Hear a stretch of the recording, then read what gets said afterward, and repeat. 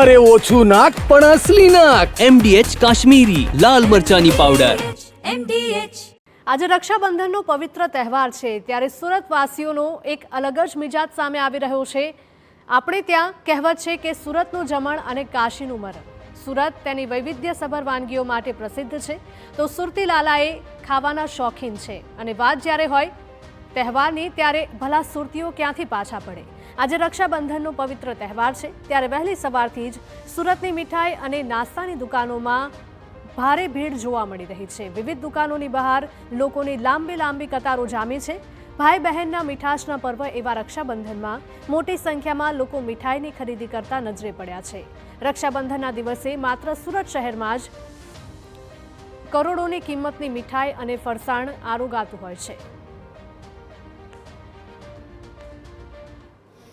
આજે જે રીતે રક્ષાબંધનનો દિવસ છે, ત્યારે એ ખુશીનો જે દિવસ કહેવાય છે, કારણ કે બહેન પોતાના ભાઈને જે આખું વર્ષ જે રક્ષા મળે તે માટે જે પોતાના હાથ ઉપર જે રાખડી બાંધવામાં આવતી હોય છે. ત્યારે સુરતની વાત કરીએ તો સુરતની અંદર વહેલી સવારથી તમામ મીઠાઈની દુકાનો ઉપર વહેલી સવારથી લાંબી લાઈનો છે, કારણ કે સુરતની વાત કરીએ તો સુરતના લોકો છે પહેલેથી ખાણીપીણીના જે શોખીન છે, અને વહેલી સવારથી સુરત શહેરની મોટી જે મીઠાઈની જે દુકાનો છે ત્યાં વહેલી સવારથી લોકો છે અલગ જે મીઠાઈની જે વેરાયટીઓ લેવા માટે જે લાઈનમાં ઊભા રહેતા નજરે પડી રહ્યા છે. અત્યારે સીધા દ્રશ્યો જે રીતે જોઈ શકાય છે કે સુરતના લોકો છે કરોડો રૂપિયાની જે મીઠાઈ છે તે આરોગતા હોય છે, કારણ કે સુરતનો કોઈ પણ તહેવાર હોય છે તે મીઠાઈ અને ફરસાણ વગર છે તે જતો નથી. પછી કોઈ પણ તહેવાર હોય તમામ જે નાસ્તા પાણી જે કરતા હોય છે અને ત્યારબાદ તહેવારની જે ઉજવણી છે તે કરતા હોય છે.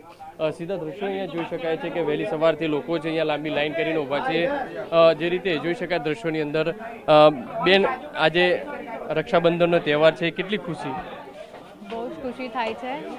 આવો અવસર એક વર્ષમાં એકવાર આવે છે જ્યાં બેન ભાઈ માટે કંઈક કરી શકે.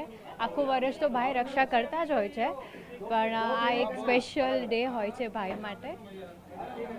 શું કહેશો, સુરતના લોકો કોઈ પણ તહેવાર હોય પહેલાં ખાણીપીણીની વસ્તુ પછી જ તહેવાર? એ તો જરૂર છે. સુરતી લાલા એટલે તો જમવામાં પહેલો નંબર હોય.